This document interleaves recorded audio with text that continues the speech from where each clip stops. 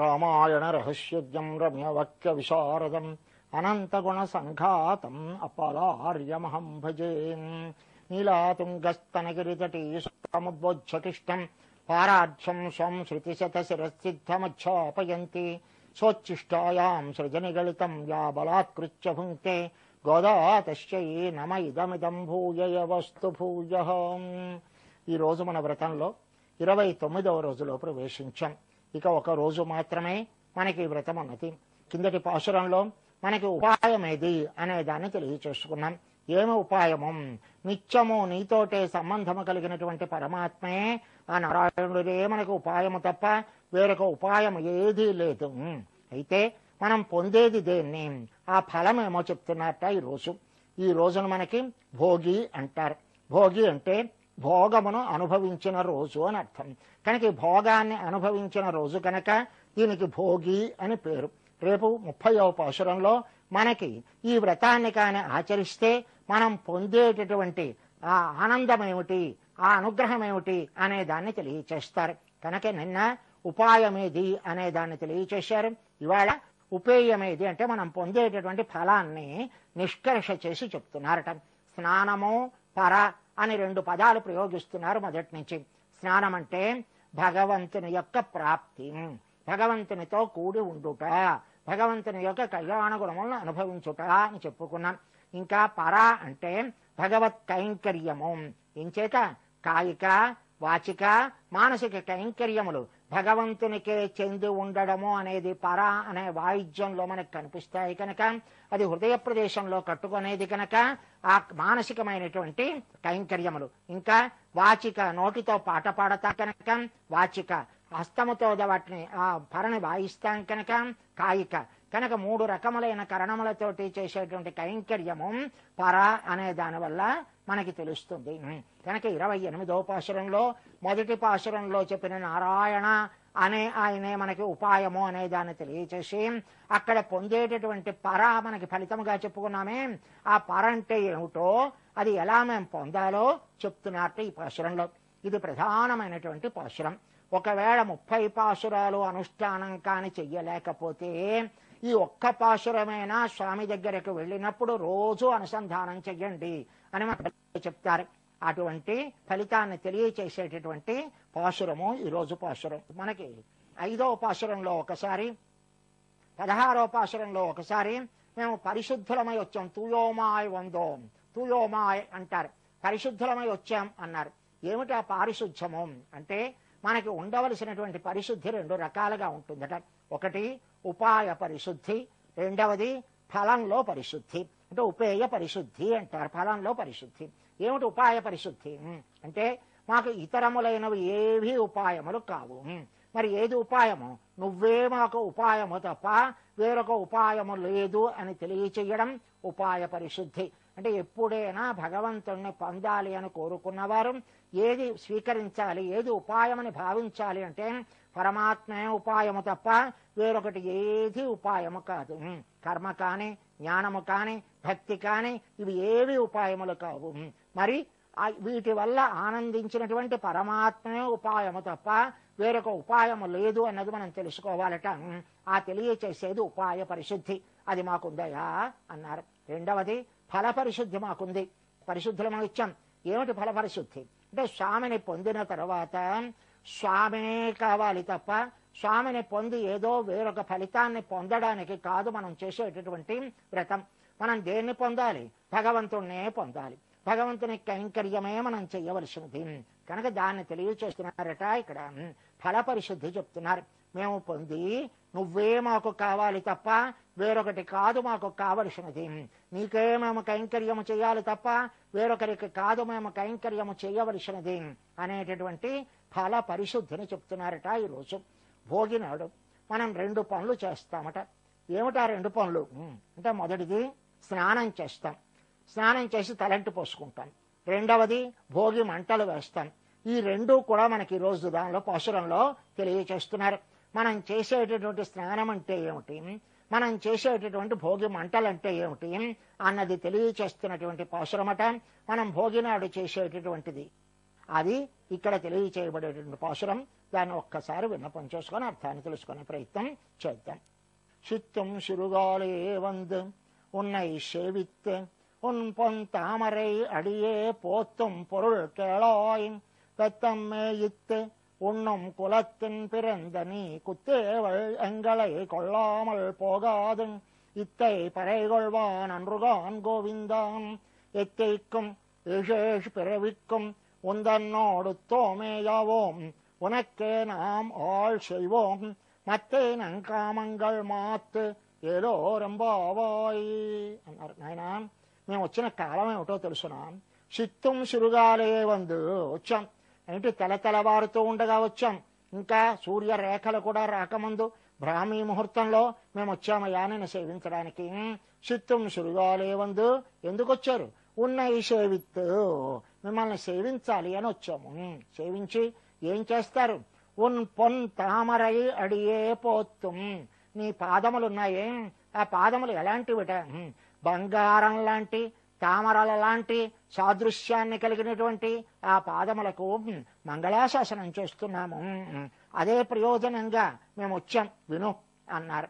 అంటే మేము నీకు మంగళాశాసనం చేయడానికే వచ్చాం. దానికి మేము ఇలా వచ్చి నీకు మంగళాశాసనం చేయడానికి ప్రయోజనం ఏమిటో చెప్తున్నాం. అదే ప్రయోజనం. కానీ ఆ త్వరచేత ఏది ప్రయోజనమో ఏది ఫలితమో దాన్ని మరిచి మళ్ళీ మేము పొందాలనుకుంటున్నది ఇదయ్యా ఇది అని చెప్పకుండా ఉండలేక చెప్తున్నారట. తర్వాత కుత్తేవల్ ఎంగళై కొల్లామల్ పోగాదు పెత్తుమ్మే ఎత్తు ఉన్నం కులత్తిల్ పిరందని. ఆయన ఏమిటది? మీరు ఇంతకాలం అడిగిందేమిటి? మీరు తెల్లవారగట్లా వచ్చిందేమిటి? మీకు కావలసిందేమిటి అని అడిగట్టే ఏమీ అర్థం కాని వాళ్ళ. అలా అడిగితే నాయన మీకు ఆ స్వభావం వచ్చేసిందా ఏమిటి అంటున్నారు. ఏ స్వభావం అంటే ఆ పశువుల్ని మేపి జీవించేటటువంటి వంశంలో ఉండే వారి యొక్క ఆ జ్ఞానం ఆ తెలివి అంటే ఉన్నది యథార్థంగా చెప్పింది చెప్పినట్టుగా తప్ప అందులో ఉన్నటువంటి ధ్వని అర్థాన్ని తెలుసుకోలేనటువంటి వాడి వైపోయిన స్వామి ఏమిది అన్నారు. అంటే ఏమిటి మీరు చెప్తున్నది? నాకే కాదు అందరికీ తెలిసేలా ఒక్కసారి మీరు ఏం కావాలనుకుంటున్నారో చెప్పండి అన్నాడు. అనగానే కుత్తేవల్ ఎంగళై కొల్లామల్ పోగాదు నీవు అంతరంగ కైంకర్యములు మా చేత తప్ప మరో ఎవరి చేత కూడా స్వీకరించకూడదు. అంటే మా చేత స్వీకరింపకుండుట కూడదు. అంటే నువ్వు మా చేతే అంతరంగ కైంకర్యాలను స్వీకరించాలి. ఇది మొట్టమొదట కోరవలసినది. కనుక ఏం కావాలి? నీకు చేసేటటువంటి కైంకర్యములు మేము మరొకరు కాదు, మేమే. ఆ కైంకర్యములు కూడా ఎక్కడో బయటికి వెళ్లి చేసేటటువంటి పనులు కాదు, నీ దగ్గరగా ఉండి నీకు తల్లితో కూడినటువంటి నీకు ఉపయోగపడేటటువంటి ఆ కైంకర్యములు ఏమున్నాయో అవి మేమే చెయ్యాలి తప్ప మరొకరి స్వీకరించకుండా ఉండడం అనేది తగదు నాయన.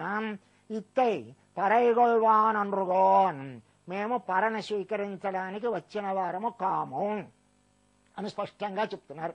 అంటే 29 రోజులు పరి అన్నారు. కానీ ఈనాడు స్పష్టంగా ఆఖరికి వచ్చేస్తోంది. ఆయన ఫలితాన్ని చెప్పాలి కనుక మాకు కావలసింది ఏమిటి?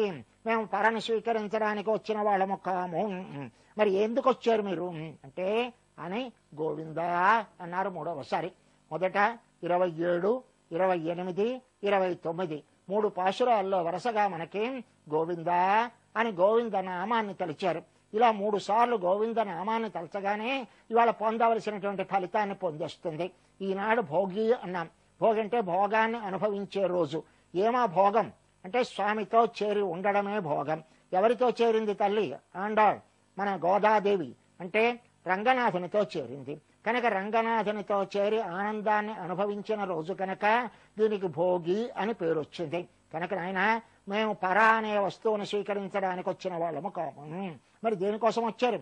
ఎత్తైక్కం ఏషేషు పెరవిక్కం అంటే ఎప్పటికీ 7 జన్మలకి ఉందన్నోడు తోమేయవోం నీతో విడతీయరాని బంధాన్నే మేము కలిగి ఉండాలి. మేము కోరేదేమి 7 జన్మలకి నీతోటే మేము అన్ని రకములైనటువంటి బంధాలు కలగాలి. తండ్రైనా నువ్వే, తల్లైనా నువ్వే, శరణమైనా నువ్వే, నివాసమైనా నువ్వే, ఏదైనా సరే నీతోటే మాకు సంబంధము తప్ప మరొకరితో సంబంధము కాదు.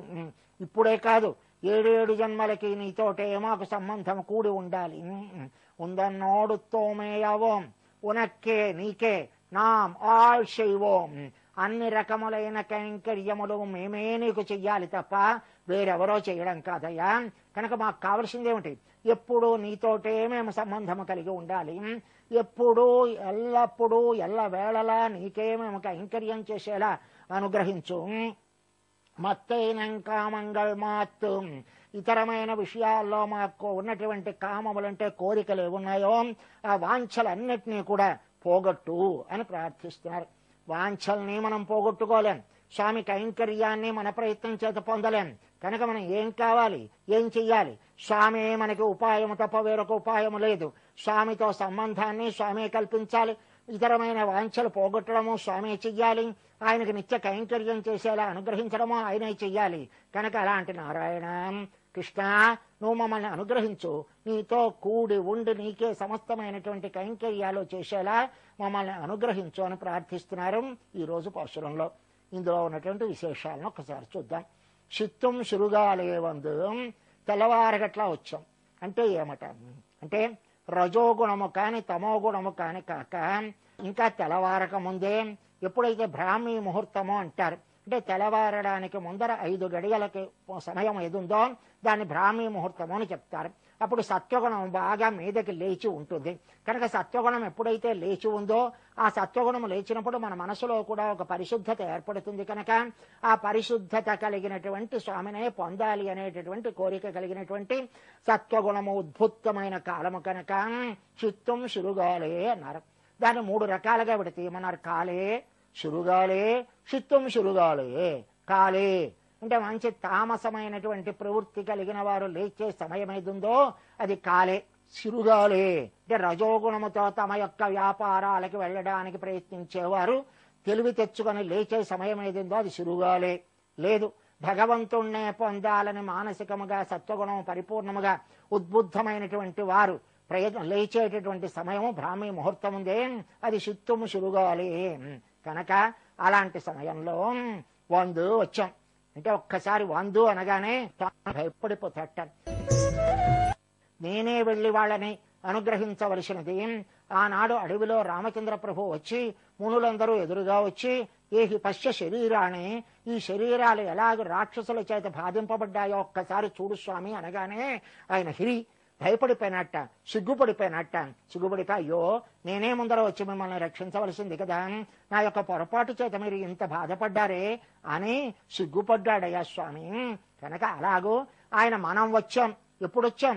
తెల్లవారగట్ల, ఇంకా మంచు బాగా ఉన్న సమయంలో తెల్లవారుతూ ఉండగా సత్వగుణము ఉద్బుద్ధమైన కాలంలో లేచి నీ వైపు మనసు నిలిచి ఆ మనసుతో నీ దగ్గరకు వచ్చాము కదా స్వామి అని చెప్పగానే స్వామి భయపడతట. అయ్యో పాపం ఎంత తప్పు పని చేశాను అనుకుంటాట. ఎందుకు వచ్చారు? పోనీ వచ్చామన్న కోరిక ఉన్న ఈ సేవిత్, నిన్ను సేవించడమే మాకు ప్రయోజనము తప్ప వేరొక ప్రయోజనం ఏమీ లేదు. కనుక నిన్ను సేవించడం కోసమని వచ్చాం, నీ యొక్క దర్శనం కోసం వచ్చాం, అంతకన్నా మాకు కావలసినది వేరు ఏమీ లేదు. మనం వెళ్ళి చెప్పాల్సింది భగవత్ సన్నిధానంలో ఈ పాశురం. ఏమిటి తెల్లవారగట్లా లేచాం అంటే సత్వగుణము కలిగి ఉన్నాము. ఎందుకు వచ్చారు? ఏదో మరొక కోరిక కోరడానికి కాదు, ఉన్న ఈ సేవిత్తు మేము సేవించడానికే వచ్చాం. అయితే సేవించారు కదా వెళ్ళండి. కాదు, మేము మరొక ప్రయోజనం ఉంది. ఏమా ప్రయోజనం? పొన్ తామరై అడియే పోత్తం, నీ యొక్క పాదాలు వాటిని సంకీర్తనం చెయ్యాలి, వాటిని కీర్తించాలి, వాటిని స్తోత్రం చెయ్యాలి, వాటిని పాడాలి అన్నారు. అనగానే అవి ఎలాంటి పాదాలట? స్పృహణీయమైన పాదాలు. ఎలా ఉన్నాయి? ఒక తామరలలా ఉన్నాయట. అంటే తామరలు మన స్వామికి ఉదాహరణ చెప్పవచ్చా? అంటే తామరలకల్లా ఉదాహరణగా చెప్పడానికి కుదరదు. కానీ ఆ తామరల కన్నా మనకి తెలిసిన మరొక గొప్ప వస్తువు, అందమైన వస్తువు లేదు కనుక ఆ తామరల లాంటి పాదములు అన్నారు. కానీ ఒట్టి తామరలే కాదండి, దానికి మరొక విశేషణం కలిపారు. ఏమిటా విశేషణం? బంగారం లాంటి తామరలట. అంటే మంచి బంగారము మనకి ఉపయోగించుకుంది కంటే మనం వాడుకుందికి ఉపయోగపడుతుంది, లేక అది అమ్ముకొని ఏదైనా ఫలితాన్ని పొందడానికి ఉపయోగపడుతుంది. అలాగే ఆ తామర లాంటి పాదాలున్నాయే అవి సేవించి ఆనందించడానికి మనం అదే మనకి ప్రయోజనంగా ఉండడానికి ఉపయోగపడతాయి ఆ పాదాలు. ఆ పాదాలను ఆశ్రయించి వేరొక ప్రయోజనాన్ని పొందడానికి ఉపయోగపడేటటువంటి ఆ పొన్ తామరై అడి ఆ పాదాలున్నాయే వాటిని పోత్తం అలాగ మేము వచ్చి నీ పాదాలను కీర్తన చేయడానికి పొరుల్కేళం దాని యొక్క ప్రయోజనం ఏమిటో చెప్తాం. అదే ప్రయోజనం వీరికి. కానీ దానికి ఏదో వేరే ప్రయోజనం ఉన్నట్టుగా భావిస్తున్నారు. అంటే ఆ పొందాలన్న త్వరతో తమ ఏమి పొందాలో అన్న దానిలో కూడా ఆ ఆత్రత పెరిగి ఏం పొందాలి, పొందినదే మళ్ళీ మేము పొందాలి అని చెప్తున్నారు. కనుక అలాగూ మేము వచ్చినటువంటి పొరుల్కేళం ఏం చెయ్యాలి అంటే మీరు ఏమిటి కావాలనుకుంటున్నారు స్పష్టంగా నాకు చెప్పండి అన్నట్టు స్వామి. ఏమయ్యా, ఎప్పుడైనా సరే స్త్రీలు వాచ్యంగా వారికి కావలసిన దాన్ని ఎప్పుడైనా చెప్తారా? మేము ఇంతిలా పరా అంటున్నాం కదా, స్నానం అంటున్నాం కదా, ఇప్పటికీ నీకు బోధపడలేదా స్వామి? ఇలా నీకు బోధపడకుండా ఉండడానికి కారణం నువ్వు చేసినటువంటి ప్రవృత్తి. ఏ వంశంలోకి వచ్చి ప్రవేశించావో ఆ వంశంలో ఉన్నవారు చేసేటటువంటి పని ఏమో, ఆ కర్మ ఆచరణమో, వారికి ఎలాంటి జ్ఞానాన్ని కలిగించడానికి అవకాశం లేనటువంటి ప్రవృత్తిలో ఉన్నారో నువ్వు కూడా అలాంటి వంశంలోకి వచ్చి ప్రవేశించడం వల్ల పెత్తుమ్మెత్తు ఒట్టి ఆ గడ్డిని తిని పశువులను మేపి ఉండం భుజించేటటువంటి కులత్తిల్ ఆ కులములో పుట్టినటువంటి స్వామి, దానివల్ల నీకు కూడా ధ్వన్యర్థము బోధపడడం లేదా? వ్యంగ్యముగా చెప్పినటువంటి అర్థం బోధపడలేదా? ఎప్పుడైనా స్త్రీలమైనటువంటి మేము స్పష్టముగా మాకు కావలసిన దాన్ని వాచ్యంగా చెప్తామా స్వామి? చెప్పకూడదు కదా. ప్రియుడైన వాడు ఆ స్త్రీల యొక్క తన ప్రేయసుల యొక్క భావమేమో తన గ్రహించి వారి కోరికను తీర్చాలి. కానీ ఇలా స్పష్టంగా చెప్పమని అడుగుతున్నావా స్వామి? ఇదంతా కారణం నువ్వు వచ్చి జన్మించు అంటే మా వంశం యొక్క కారణం తప్ప మరొకటి కాదు. ఇంచేత మేము చేసేటువంటి ప్రవృత్తి అలాంటిది. మా జ్ఞానం కలగడానికి అవకాశం లేనటువంటి ప్రవృత్తిలో ఉన్నామయ్యా మేమందరమును. కనుక నువ్వు కూడా అలాంటి జ్ఞానాన్ని పొందవు. కానీ ధనార్థాన్ని చెప్తాం అంటే నాకు తెలుసును కానీ అందరికీ తెలియాలి కదా అన్నాడు కాబోలు స్వామి. అనగానే చెప్పడానికి మొదలు పెడుతున్నట్ట.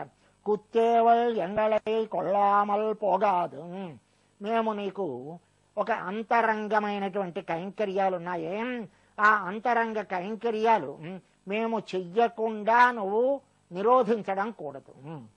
అంటే అంతరంగ కైంకర్యాలంటే స్వామికి కాస్తంత విసనకర్ర పెట్టి విసరడము, లేక ఆయన అమా అంటే ఒక తాంబూల చర్వణం చెయ్యాలి అంటే కావలసినటువంటి పదార్థాన్ని దంచి ఆయనకి అందించడము, ఇలాంటి దగ్గరగా ఉండే ఆయనకి ఏ కైంకర్యాలు చెయ్యాలో కైంకర్యాలు చెయ్యాలి అంటే దగ్గరగా ఉండకుండా జరగనటువంటి కైంకర్యాలు ఉన్నాయో వాటిని అంతరంగ కైంకర్యములు అంటారు. కనుక అలాంటి అంతరంగ కైంకర్యాలు చెయ్యకుండా మేము తప్ప మరొకళ్ళు ఎవళ్ళు చేయడానికి వీర్లేదు. మా చేతే స్వీకరింపబడాలి. అలా స్వీకరింపబడకుండా ఉండడం కూడదు అంటున్నారు. విరుద్ధంగా చెప్పి మళ్ళీ కూడదు అంటున్నారు. అనగానే మన వాళ్ళకి ఏమిటి కావాలట? మేమేమయ్యా ఎవళ్ళ కైంకర్యాలు చేయాలనుకుంటున్నాము? ఏమైనా పరమపదంలో ఉన్నవాడి కైంకర్యాలు చేయాలనుకుంటున్నామా? మరి ఏమి కావాలి? మేము మా కోసమని చెప్పి మా వంశంలో అవతరించినటువంటి పుణ్యమూర్తి అయినటువంటి మా కృష్ణుడు, సౌలభ్యంలో పరాకాష్ఠ అయినటువంటి కృష్ణ పరమాత్మ, స్వామి రామచంద్ర ప్రభువుకి చెప్పాలంటే సౌశీల్యం చెప్పాలట, కృష్ణ పరమాత్మకి చెప్పాలంటే సౌలభ్యం చెప్పాలట. కనుక అలాంటి సౌలభ్యంలో పరిపూర్ణుడైనటువంటి ఆ కృష్ణ పరమాత్మ ఆ పరమపదాన్ని వదిలి ఆ వ్యూహమూర్తిగా దాన్ని కూడా వదిలి కృష్ణుడిగా వచ్చి ఈ లోకంలో క్షత్రియ వంశంలో జన్మించిన వాడు అక్కడ ఉండక మా కోసమని చెప్పి మమ్మల్ని ఉద్ధరించడానికని ఈ లోకంలోకి వచ్చి ఈ వృజంలోకి వచ్చినటువంటి స్వామి ఉన్నాడే, అలాంటి స్వామిని కదా మేము కైంకర్యం కావాలని కోరుతున్నాము. ఇక్కడికి వచ్చిన తర్వాత పరమపదంలో ఉంటే నిత్యులో ముక్తిలోనే కైంకర్యం చేస్తే ఒప్పుకుంటాం. కానీ ఇక్కడికి వచ్చి నువ్వు గోపాలుడిగా వచ్చి మా వంశంలో జన్మించిన తర్వాత మేమే నీకు కైంకర్యములు చేయాలి తప్ప అంతరంగ కైంకర్యములు ఎవరో చేస్తే పనికిరాదయ్యా. కనుక మమ్మల్ని కాదనకు, మేమే నీకు అంతరంగ కైంకర్యములు చెయ్యాలి. కుత్తేవల్ ఎంగళై కొల్లామల్ పోగాదు ఇత్తే పరైగొల్వానన్రుగాన్. మేమిప్పుడు అయితే ఏం కావాలి? అంతరంగ కైంకర్యాలు. ఇంతకాలం ఏదో పర అన్నారు, ఆ పర కావాలా? ఇచ్చేదా అన్నట్టు స్వామి. అంటే కాదయ్యా, మాకు పర కోసం వచ్చిన వాళ్ళం కావు మేము. ఇంత స్పష్టంగా చెప్తున్నారు. మాకు కావలసింది పర కాదు. పరనే వాయిద్యం మా పెద్దలకి వ్రతం చేయడానికి వర్షానికి కావలసినటువంటి ప్రకారం తప్ప మాకు అంతరంగా కావలసిన కోరిక పర కాదు. వారి కోసమని పర, మా కోసం అనేది భగవద్దాస్యం మాకు కావాలి, భగవత్ కైంకర్యం మాకు కావాలి. కనుక అలాంటి పర అంటే వ్రతాని కోసం కావలసిన పర కాదు మాకు కావలసింది. అది తీసుకుందుకు వచ్చిన వాళ్ళం కావు మేము. మరి దేనికోసం వచ్చారు? భగవద్దాస్యాన్ని స్వీకరించడానికి వచ్చిన వాళ్ళము తప్ప మరొకటి కాదు. అని పరైగొల్వానరుగాన్ గోవిందా అన్నట్ట.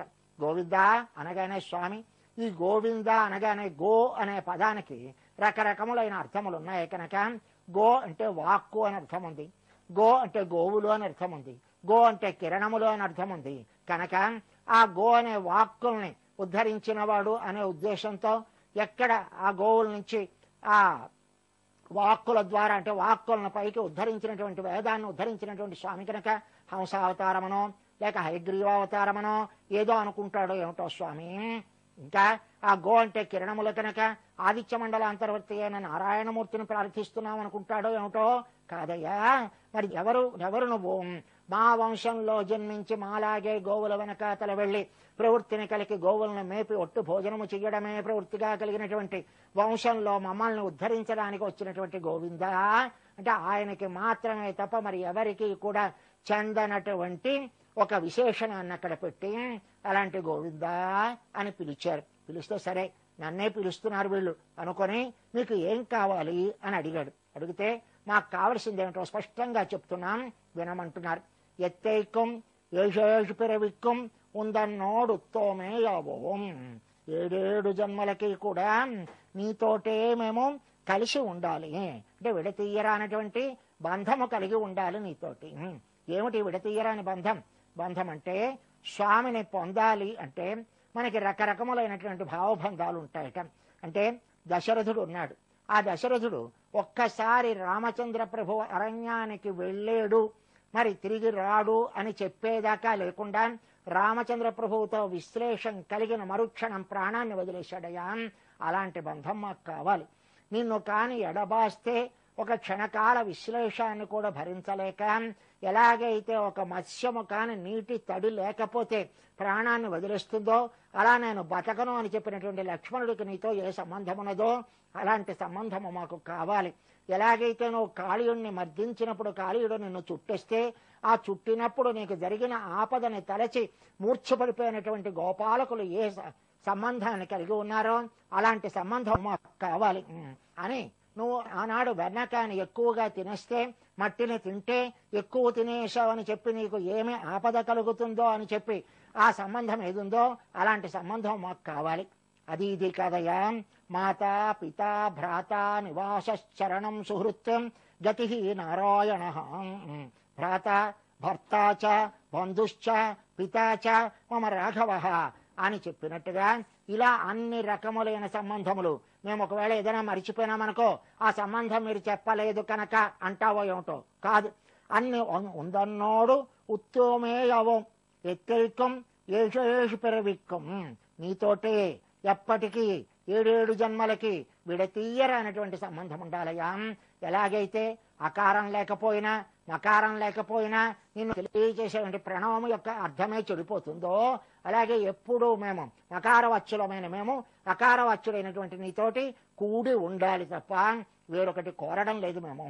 ఎత్తేకం ఏషేషు పిరవిక్కం ఉందన్నోడు తోమేయవోం ఉనక్కే నాం ఆళ్ చేయవోం.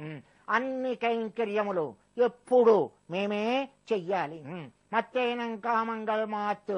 ఇతరములైనటువంటి కోరికలు మాకు ఏ ఉన్నాయో అవన్నీ కూడా లేకుండా శవాసనగా వాటిని పోయేలా చేయి స్వామి అని ప్రార్థించారు. కనుక మనం ఏం ప్రార్థించాలి? ఎప్పుడూ నీతోటే సంబంధము కలిగి ఉండాలి మొదటిది. రెండవది ఇతరములైన కోరికలు ఏవి మాకు ఉండకూడదు. మూడవది ఆయనకే సర్వవిధములైన కైంకర్యములు ఎప్పుడూ చేస్తూ ఉండాలి. ఈ 3 కోరాలి. ఈ 3 మనకి తెలియచేసేలా ఇతరమైన వాంఛలన్నింటిని మత్తైన కామంగల్ మాత్తు అని భోగి మంట వేస్తామట ఈ రోజు. అంటే మాకున్నటువంటి ఇతరములైన కోరికలన్నీ కూడా సవాసనగా పోవుగాక అన్నదానికి సూచకంగా. ఇంకా తలంటి స్నానం చెయ్యడం అనగానే నీతోటే మాకు ఎప్పుడూ ఉన్నటువంటి సంబంధము తప్ప విడతీయరానటువంటి సంబంధము కలిగి ఉండాలి అన్నదాన్ని ప్రార్థిస్తారట. ఇలా ఈనాడు మన గోదా గోపిక స్వామితో రంగనాథంతో కలిసినటువంటి రోజు కనుక దీనికి భోగి అని పేరు వచ్చింది అని చెప్పి ప్రధానమైనటువంటి ఫలితాన్ని తెలియజేసినటువంటి పాశురమం అని పెద్దల యొక్క నిర్వాహం. స్వస్తి.